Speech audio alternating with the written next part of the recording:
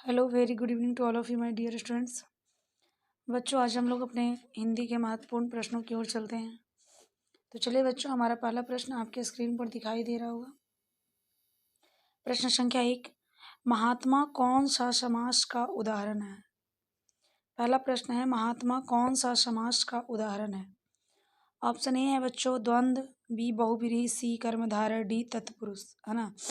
और ये नीचे लास्ट में कुछ ऐसे ए करके लिखा हुआ, तो ये गलत ऑप्शन है, इसलिए हम लोग ऑप्शन को ही कट कर देंगे, है ना। बच्चों यहाँ 4 ऑप्शन दे रखे हैं, तो बताइए महात्मा इसमें कौन सा समास होगा। देखिए, महात्मा का अगर हम लोग समास विग्रह करें तो इसका लिखाएगा महान है जो आत्मा, है ना, या महान आत्मा, है कि नहीं।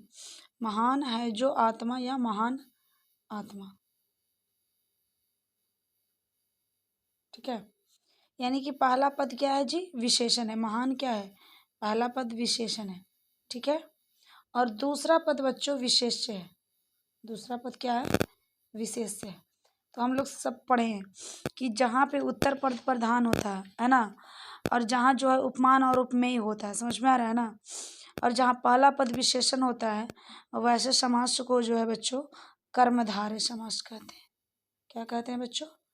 वैसे समास को कर्मधारय समास कहते हैं, ठीक है। वैसे समास को क्या कहते हैं जी?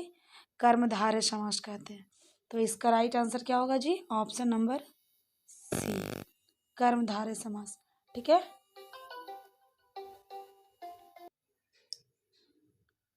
क्लियर है बच्चों? इसका राइट आंसर होगा ऑप्शन नंबर सी, है ना, यानी कि कर्मधारय समास, ठीक है। चलिए बच्चों, अब हम लोग अगले प्रश्न की ओर बढ़ते हैं। प्रश्न संख्या 2, निम्नलिखित में कौन सा शब्द अशुद्ध है ना। क्वेश्चन है, निम्नलिखित में कौन सा शब्द अशुद्ध है? यहाँ 4 ऑप्शन दिए गए हैं, आप लोग देख सकते हैं, है ना। पहला ऑप्शन है हस्तक्षेप, साप्ताहिक, नाराज, लगाम। तो बताइए इसमें कौन सा शब्द जो है अशुद्ध है? अशुद्ध का मतलब हुआ गलत है, ठीक है। चलिए बताइए इसमें कौन सा शब्द जो है बच्चों अशुद्ध है, ठीक है। तो बच्चों हमारे समझ से जो है आप लोग तो बहुत सही जवाब दे रहे हैं। जो इसका राइट आंसर जो होगा, इसका राइट आंसर होगा ऑप्शन नंबर ए, ठीक है। ऑप्शन नंबर ए, हस्तक्षेप। हस्तक्षेप नहीं होता बल्कि हस्तक्षेप होता है, ठीक है। हस्तक्षेप नहीं होता है, हस्तक्षेप होता है, क्या, ठीक है। हस्तक्षेप, इसका जो आप अगर पर्यायवाची लिखना चाहें बच्चों तो होगा व्यवधान, ठीक है। बीच बचाव, समझ में आया? व्यवधान, बीच बचाव, ठीक है। चलिए नेक्स्ट प्रश्न, प्रश्न संख्या 3 की ओर हम लोग बढ़ते हैं बच्चों। निम्नलिखित में से कौन सा वाक्य अशुद्ध है? समझ में आया? निम्नलिखित में से कौन सा वाक्य अशुद्ध है? ये क्वेश्चन मैं करवा चुकी हूँ। ऑप्शन देखिए, 4 ऑप्शन है। पहला, उसका प्राण निकल गया। बी में है यालक छत पर खेल रहे हैं। यालक नहीं बच्चों, यहाँ पे बालक होगा, ठीक है। बालक छत पर खेल रहे हैं। मैं अपने घर जा रहा हूँ, यहाँ केवल 2 पुस्तकें हैं। चलिए बताइए इसमें कौन सा वाक्य जो है बच्चों अशुद्ध है, ठीक है। चलिए बताइए, आप लोग सारे को मैं मौका दे रही हूँ 5 सेकेंड का। बहुत अच्छे, वेरी नाइस। चलिए सबका बहुत अच्छा जवाब आ रहा है बच्चों। बच्चों इसका राइट आंसर बिल्कुल सही है, बिल्कुल सही है, आप सभी का सही। इसका right answer option number A होगा, है ना। उसका प्राण निकल गया, जबकि ये बिल्कुल गलत सेंटेंस है बच्चों। उसका प्राण निकल गया नहीं होगा, उसके प्राण निकल गए, है ना। क्या होगा यहाँ पे? उसके प्राण निकल गए। ऐसा क्यों होगा बताइए? क्योंकि जो प्राण है ना वो एक वचन नहीं है, प्राण जो है बहुवचन है। प्राण क्या है जी? बहुवचन है, ठीक है। इसीलिए यहाँ पे होगा उसके प्राण निकल गए, है ना। उसके प्राण पखेरु हो गए, इसके प्राण निकल गए। क्लियर है बच्चों? चलिए ठीक है, अगले प्रश्न संख्या 4 की ओर मैं बढ़ती हूँ। निम्नलिखित में कौन सा शब्द शुद्ध है ना। निम्नलिखित में कौन सा शब्द शुद्ध है? यहाँ पे कौन सा शब्द शुद्ध है इसको बाहर करना है, ठीक है। ऑप्शन ए में है शासन, ये भी गलत लिखा हुआ है। ऑप्शन बी में है बच्चों रीपी, है ना, तो रीपी कौन सा शब्द होता है भाई? ऑप्शन सी में है अक्षत और ऑप्शन डी में है तबार। चलिए बताइए इसका राइट आंसर क्या होगा जी? आप सभी को पता है कि मैम शासन जो है तालव स, आकार स, दांत स और ना, शासन इस तरह से होता है ना।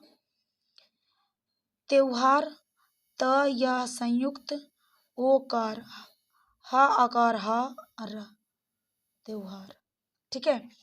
रीपी, रीपी भी अगर लिखा था तो ऐसे ही लिखा था, है ना। लेकिन यहाँ पे अक्षत जो है बच्चों, यानी कि ऑप्शन नंबर सी का जो अक्षत है ना, ये राइट है। ये क्या है बच्चों? राइट है। अक्षत इसी तरह से लिखा जाता है ना। अक्षत का मतलब क्या होता है? एक तो अक्षत कहते हैं जो हम लोग भगवान जी के ऊपर अर्पण करते हैं उसको, और एक अक्षत का मतलब होता है बच्चों अखंड, समूचा, है ना, समूचा, है ना।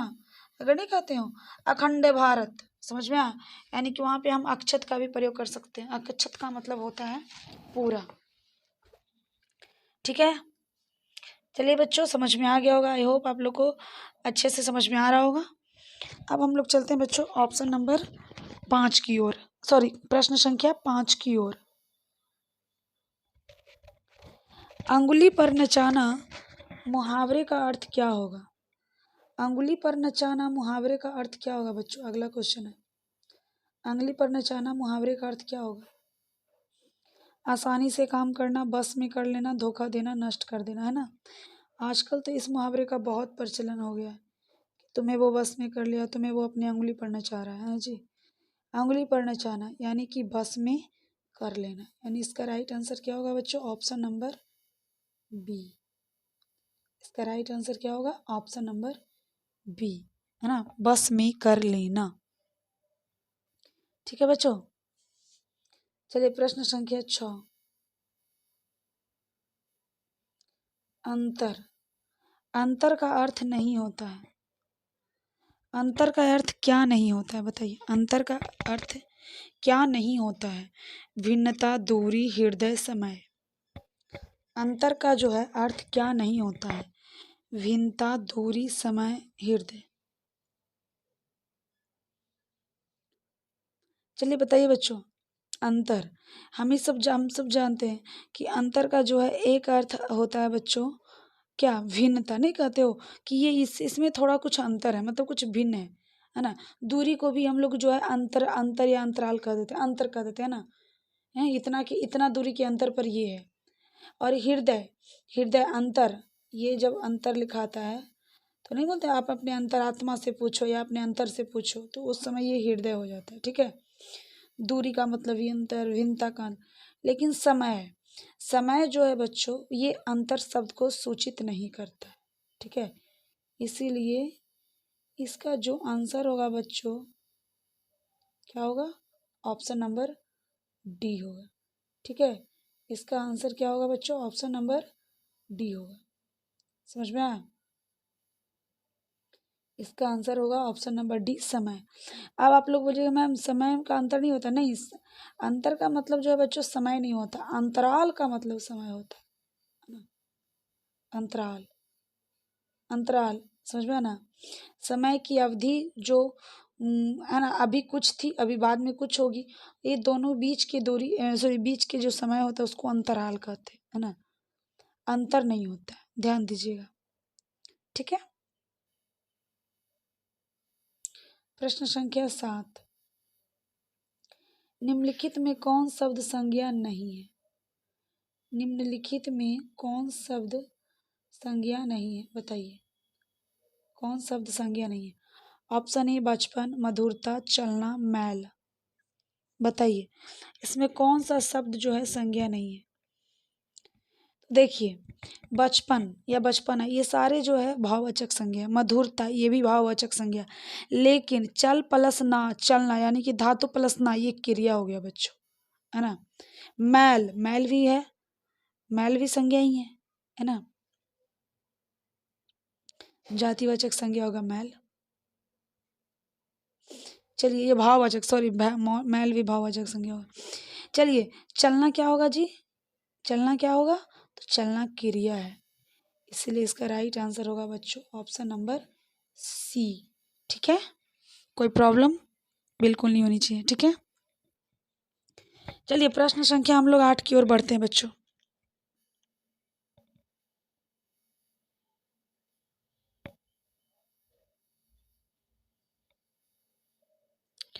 प्रश्न संख्या 8,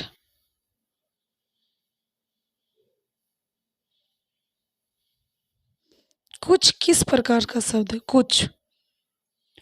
कुछ किस प्रकार का शब्द है। ऑप्शन ए परिमाणवाचक विशेषण, संख्यावाचक विशेषण, सी सार्वनामिक विशेषण, या डी भाववाचक संज्ञा। है ना, याद रखिए संज्ञा तो कभी नहीं हो सकता है ना, संज्ञा तो कभी हो ही नहीं सकता है। ठीक है, कुछ पैसे दे दो, है ना, तो बच्चों कुछ जो है यहाँ पे संख्यावाचक विशेषण है। ठीक है ना, कुछ क्या है, संख्यावाचक विशेषण। ठीक है, संख्यावाचक विशेषण के बच्चों दो भेद होते हैं। ठीक है, पहला होता है निश्चयवाचक संख्या, है ना, निश्चय संख्यावाचक शब्द, निश्चय संख्यावाचक विशेषण, और दूसरा होता है अनिश्चय। ठीक है, अनिश्चय संख्यावाचक विशेषण। ठीक है जी, तो यहाँ पे कुछ जो है बच्चों क्या है, अनिश्चय संख्यावाचक विशेषण है ना। नहीं कहते हो कि अल्लाह के नाम पर कुछ दे दो, है ना, कुछ लड़के आ रहे थे, तो संख्यावाचक तो है ही, है ना, साथ ही साथ ये निश्चय नहीं है, कुछ में तो बहुत आ सकता है, 1 2 3 4, एक मोर देन वन, है कि नहीं, तो वो निश्चित नहीं है, इसीलिए वो अनिश्चय संख्यावाचक विशेषण होगा। तो इस प्रकार देखा जाए तो इसका right answer option number B होगा, क्योंकि बी में ही संख्यावाचक विशेषण है। संख्यावाचक विशेषण वैसे विशेषण को कहते हैं जिससे संख्या का बोध होता है। ठीक है, जी हाँ, बिल्कुल बिल्कुल। प्रश्न संख्या 9, निम्नलिखित में से कौन शत्रु का पर्यायवाची नहीं है, शत्रु का पर्यायवाची नहीं है, बताइए। निम्नलिखित में से कौन शत्रु का पर्यायवाची नहीं है। ऑप्शन ए है बच्चों अरी, बी है रीपू, सी है बैरी, डी है बयाल, है ना। चलिए बताइए संख्यावाचक विशेषण कौन नहीं होगा, सॉरी पर शत्रु का पर्यायवाची क्या नहीं होगा। तो बच्चों आप लोग को पता होगा कि अरी का मतलब, अरी का मतलब भी क्या होता है, दुश्मन ही होता है। ठीक है, अरी का मतलब भी दुश्मन होता है, रीपू का मतलब भी दुश्मन ही होता है, और बैरी का मतलब भी दुश्मन होता है, यानी कि तीनों जो है बच्चों ये शत्रु का ही पर्यायवाची है। ठीक है, लेकिन ऑप्शन नंबर डी जो बयाल लिखा हुआ है ना, ये आपका जो है सबसे सही ऑप्शन है, उपयुक्त ऑप्शन है ना। तो ये इसलिए है क्योंकि ब्याल जो है सांप का यानी कि सर्प का पर्यायवाची होता है। ठीक है, ब्याल जो है किसका पर्यायवाची होता है, सर्प का होता है, इसीलिए ब्याल जो यहाँ पे शत्रु का पर्यायवाची नहीं होगा। ठीक है, चलो हम लोग अगले प्रश्न, प्रश्न संख्या 10 की ओर चलते हैं, बढ़ते हैं। निम्न में से कौन सा शब्द अयादी संधि का उदाहरण है, निम्नलिखित में से कौन सा शब्द जो है बच्चों अयाद संधि का उदाहरण है। ऑप्शन ए है भावुक, डी सी है सदा, बी इत्यादि, डी महेंद्र। यहाँ पे बी ऑप्शन जो है पीछे हो गया बच्चों और सी ऑप्शन उसके आगे हो गया, है ना, इसलिए हमको कंफ्यूज नहीं होना है। ठीक है, तो अयाद संधि, अयाद संधि किसको कहते हैं बताइए, है ना, बताइए। यहाँ पे 4 ऑप्शन है, क्या होगा इसका आंसर, पढ़े हैं कि जब आ, है ना, ओ, औ,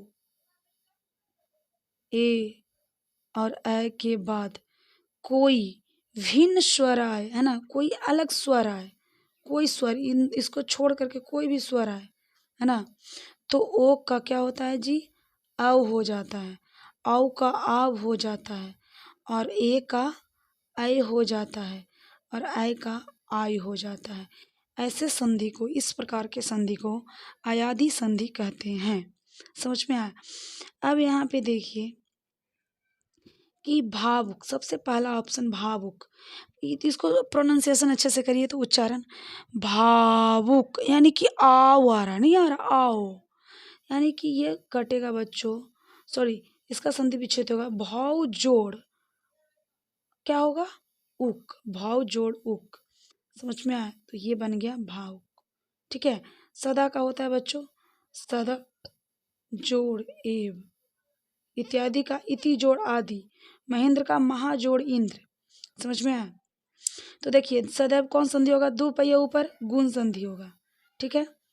इत्यादि आधा यन संधि, एक पहिया ऊपर क्या होगा, दो पहिया ऊपर, सॉरी, वृद्धि संधि, एक पहिया ऊपर गुण संधि। ठीक है। और जिसमें आय आय आओ और आब आवे, ये बच्चों हमेशा जो है कौन सा संधि होगा, तो होगा ये अयाद संधि, यानी ऑप्शन नंबर डी होगा, सॉरी ऑप्शन नंबर ए होगा इसका राइट आंसर। ठीक है जी, बिल्कुल। समझ में आ रहा है, नहीं आ रहा है?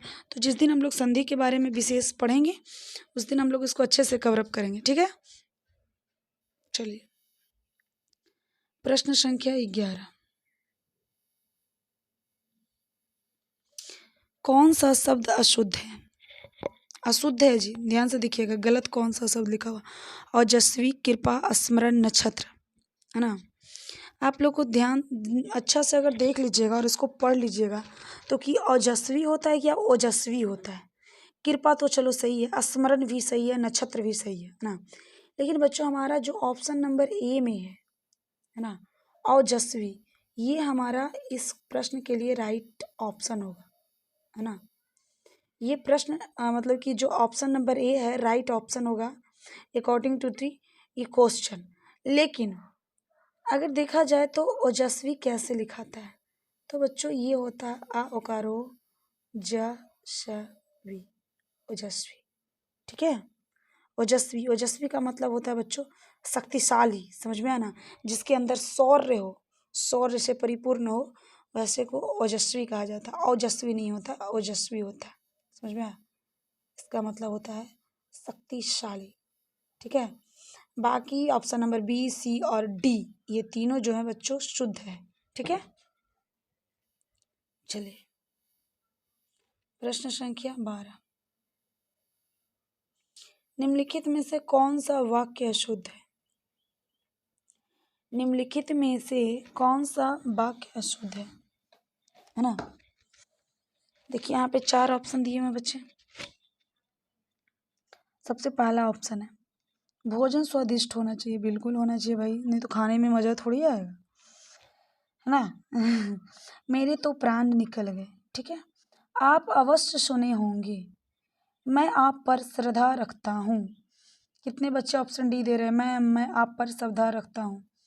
तो नहीं बच्चों, मैं आप पर श्रद्धा रखता हूँ ये गलत नहीं है, ये बिल्कुल और बिल्कुल सही वाक्य है। ठीक है। आपको इस पर डॉट करने का कोई जो है जरूरत नहीं है, ऑप्शन नंबर डी के ऊपर, है ना। ये तो भोजन स्वादिष्ट होना चाहिए, बिल्कुल सही बात है। मेरे तो प्राण निकल गए, ये भी सही है ना। अगर मेरे प्राण निकल गए होता तो ये कैसे होता, ये तो मुमकिन ही नहीं ना कि इंसान का प्राण निकल जाए उसके बाद वो जिंदा होके बोले मेरे प्राण निकल गए, नहीं। तो लगना यहाँ पे जरूरी है, यानी कि अभी प्राण नहीं निकला, अभी बच रहा है इंसान। ठीक है। यानी कि ऑप्शन नंबर बी और ए एंड डी, ये तीनों ऑप्शन सही है। तो गलत क्या है बच्चों, ऑप्शन नंबर सी गलत है। ठीक है। आप अवश्य सुने होंगे, है ना, ये गलत है। ठीक है। ऑप्शन नंबर सी गलत है। तो बोलोगे कि इसका राइट क्या होगा, तो बच्चों इसका राइट होगा आपने अवश्य सुना होगा। आपने अवश्य सुना होगा। ठीक है। ये है राइट सेंटेंस, आपने अवश्य सुना होगा। क्लियर है बच्चों? कोई प्रॉब्लम बिल्कुल नहीं होनी चाहिए। चलिए हम लोग नेक्स्ट प्रश्न संख्या 13 की ओर आ गए। इनमें कौन सा जो है परिमाणवाचक क्रिया विशेषण है? समझ में आया? परिमाणवाचक क्रिया विशेषण, परिमाणवाचक क्रिया विशेषण वैसे क्रिया विशेषण को कहते हैं बच्चों है ना, जिसमें नाप तौल संबंधी जो है ना, कुछ क्वांटिटी संबंधी समझ में आ रहा है ना, जो क्वांटिटी समझ में आ रहा है ना, कि जैसे 4 kg गेहूँ, है ना, 10 रुपये, तो ये सब परिमाणवाचक में आ गया। ठीक है, हैं, समझ में आया। जैसे कि मुझे थोड़ा कम चावल दो, तो ये परिमाण में आ गया, है ना। मुझे अधिक दूध पीना है, तो ये भी परिमाण में आ गया। ठीक है, ऑप्शन ए है बच्चों नीचे, बी अधिक, सी सदा, डी अभी।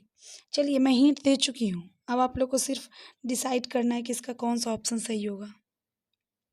बिल्कुल सही बच्चों, बिल्कुल बिल्कुल राइट, इसका राइट आंसर। आप लोग बहुत अच्छे, आप लोग मेरी बातों को ध्यान से सुन रहे हैं और इसका सही जवाब भी दे रहे हैं। इसका राइट आंसर होगा बच्चों ऑप्शन नंबर यानी कि बी, है ना। इसका राइट आंसर क्या होगा बच्चों, ऑप्शन नंबर बी। ठीक है, वेरी नाइस, वेल डन, है ना। अधिक जो है परिमाणवाचक विशेषण नहीं कह सकते हो। मुझे अधिक अन्न चाहिए, मतलब अधिक, अधिक मतलब क्या, यहाँ पे गिनती थोड़ी हो रही है, परिमाण हो रहा है ना। क्वांटिटी, मात्रा में कह रहा है, मुझे अधिक धन चाहिए और चाहिए, है ना। चलिए नेक्स्ट प्रश्न, प्रश्न संख्या 14। कमर कसना मुहावरे का अर्थ क्या है? कमर कसना मुहावरे का अर्थ क्या है? ऑप्शन ए काम खाना, बी हिम्मत टूट जाना, सी काम करने को तैयार होना, डी लड़के को तैयार होना, है ना, लड़ने को तैयार होना। 4 ऑप्शन है बच्चों। कमर कसना मुहावरे का अर्थ काम खाना, हिम्मत टूट जाना, काम करने को तैयार होना, लड़ने को तैयार होना। चलिए बताइए, कमर कसना किसको कहते हैं? नहीं कहते हो, अब तो मैं ये काम कर लूँगा, मैंने कम जो है अपना कमर कस लिया है ना। तो भाई काम कर लूँगा कहने का मतलब है काम करने के लिए पूरी तरीके से तैयार होना, है ना। जो आगे होगा वो देखा जाएगा, यानी कि इसका राइट आंसर होगा बिल्कुल सही। आप लोगों का सारे का सही है, ऑप्शन नंबर सी जो है इसका राइट आंसर होगा। ठीक है, वेरी नाइस। चलिए अगला प्रश्न संख्या 15 की ओर हम लोग बढ़ते हैं बच्चों। यह आश्रम शब्द का पर्यायवाची नहीं है ना। निम्नलिखित में कौन जो है आश्रम का पर्यायवाची नहीं है? ठीक है, ऑप्शन ए मठ, विहार, कुटी, कृषाणु। चलिए बताइए, मठ को भी हम लोग बोलते हैं आश्रम जी।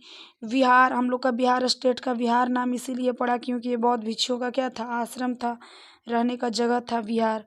कुटी को भी आश्रम बोलते हैं जी, हम लोग सारे जानते हैं ना। लेकिन ऑप्शन डी में जो कृषाणु है बच्चों, है ना, आप लोग को पता होगा कृषाणु का जो अर्थ होता है वो आग होता है, कृषाणु। ठीक है, इसका राइट आंसर क्या होगा बच्चों, ऑप्शन नंबर डी, आग, कृषाणु।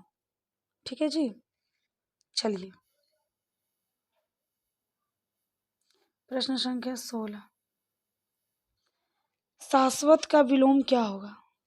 शाश्वत, शाश्वत का मतलब जो हमेशा रहेगा, है ना।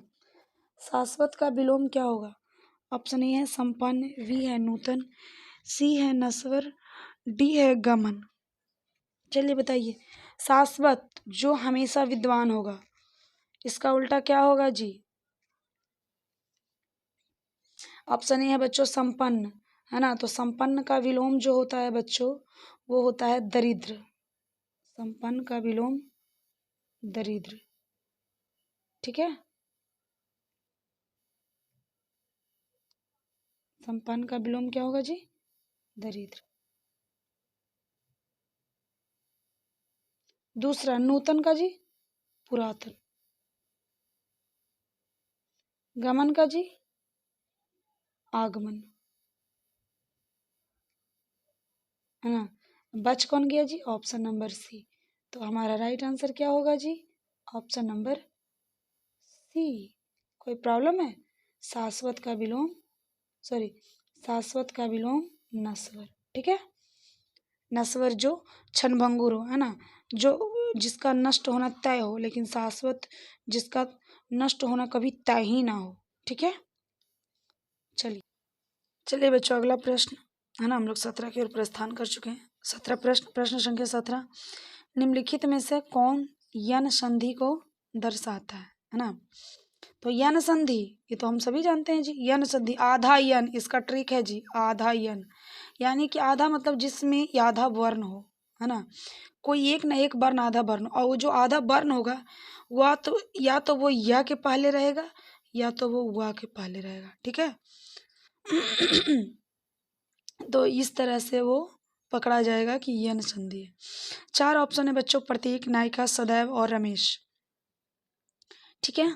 तो बताइए इसमें आधा वर्ण किस में है जी, ऑप्शन नंबर ए में है, आधा वर्ण किस में, ऑप्शन नंबर ए में, तो इसका राइट आंसर हो जाएगा ऑप्शन नंबर ए, है ना।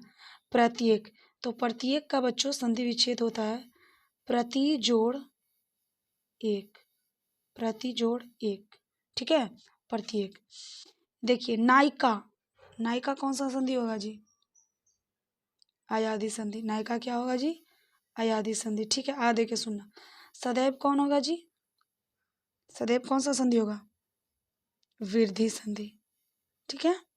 रमेश जी गुण संधि, ठीक है बच्चों। सबका मैं ऐसा ट्रिक बता दूंगी ना, आप लोग एक बार देखोगे और फटाफट बताओगे।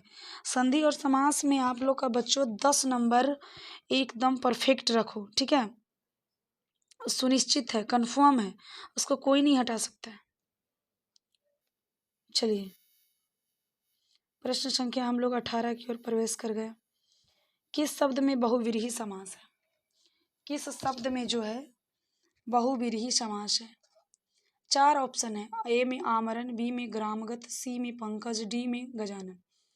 पहली बात तो बहुव्रीहि समास का परिभाषा क्या कहता है, बहुव्रीहि समास का परिभाषा कहता है बच्चों कि जिस समास में कोई भी पद प्रधान ना हो, है ना, लेकिन समस्त पद किसी तीसरे की ओर इशारा करता है ना, जो दोनों पद है, पहला पद और दूसरा पद, ये दोनों में से कोई प्रधान ना हो, लेकिन ये दोनों मिल करके जो है बच्चों ज्वाइंट हो करके जो है एक किसी तीसरा का ओर इशारा करता है, और तीसरा जो होता है काफी विशेष होता है, ठीक है। देखिए आमरण, आमरण अव्ययीभाव समास है ना, यो इसलिए है क्योंकि इसमें सबसे शुरू में अव्यय लगा हुआ, ठीक है। ग्रामगत, ग्रामगत का ये जो है गांव से जो है आने वाला, तो ये हो गया तत्पुरुष समास हो गया, ता दे के सुनना, ये हो गया अव्ययी भाव सुनना, आ दे के सुनना। पंकज यानी पंख जोड़ ज, पंख में जन्म लेने वाला अर्थात कमल, तीसरा पद आ गया कमल, तो इसका राइट आंसर क्या होगा जी, ऑप्शन नंबर क्या होगा, ऑप्शन नंबर सी होगा। अब देखिए अगला जो पद है बच्चों, वो अगला जो है वो क्या है लिखा हुआ, गजानन, ठीक है। अगला जो लिखा हुआ है वो लिखा हुआ है गजानन, ध्यान से देखिए, है जी। तो अब कहिए कि मैम गजानन कौन सा समास हो, देखिए अगर हम इसको देखते हैं, गज प्लस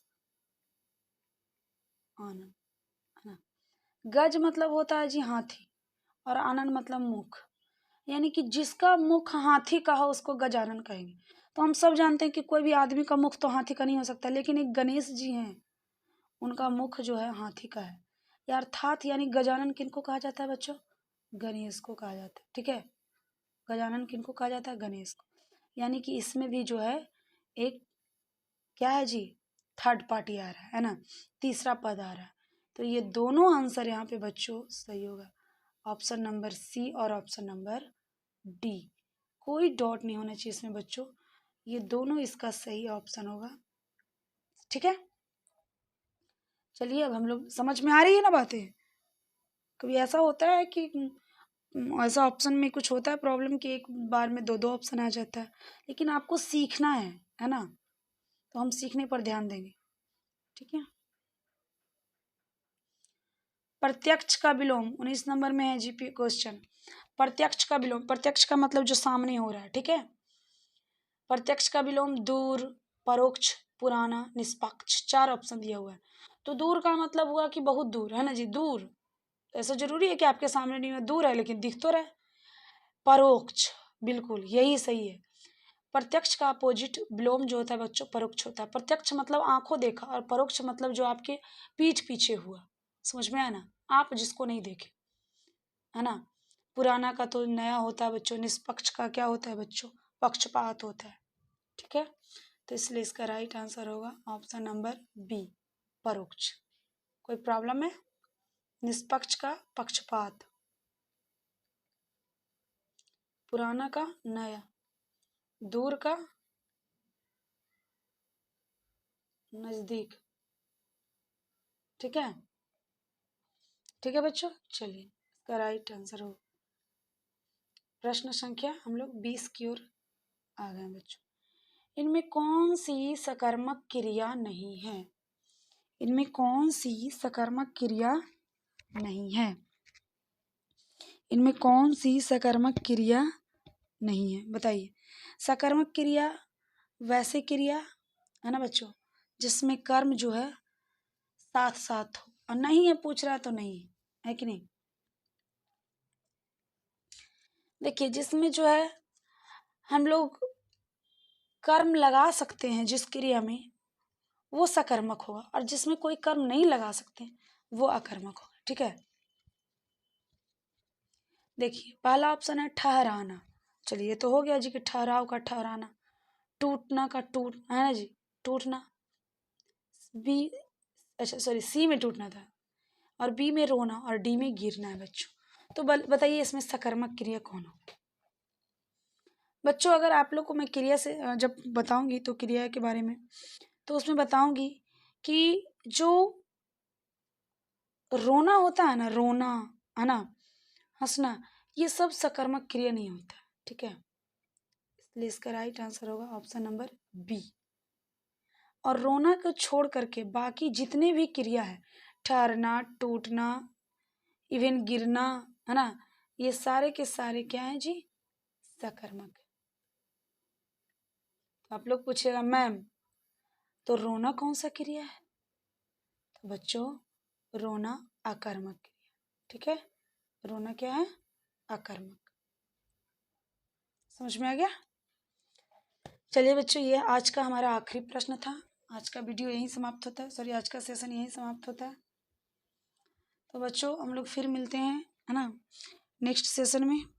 आप लोग इसी तरह से जो है जवाब देते जाइए। आप लोग जवाब देते हैं तो बहुत अच्छा लगता है पढ़ाने में भी, है ना। और साथ ही साथ आप लोग को और मज़ेदार प्रश्न मिलेंगे बच्चों। हमारा जो अगला नेक्स्ट टॉपिक होगा वो सर्वनाम का होगा, विशेषण का होगा, है ना। लेकिन उससे पहले हम लोग बच्चों संज्ञा को पढ़ेंगे, है ना, संज्ञा को पढ़ेंगे। ठीक है बच्चों, चलिए आज के लिए बस इतना ही बच्चों, फिर मिलते हैं हम लोग नेक्स्ट वीडियो में कुछ नए प्रश्न के साथ।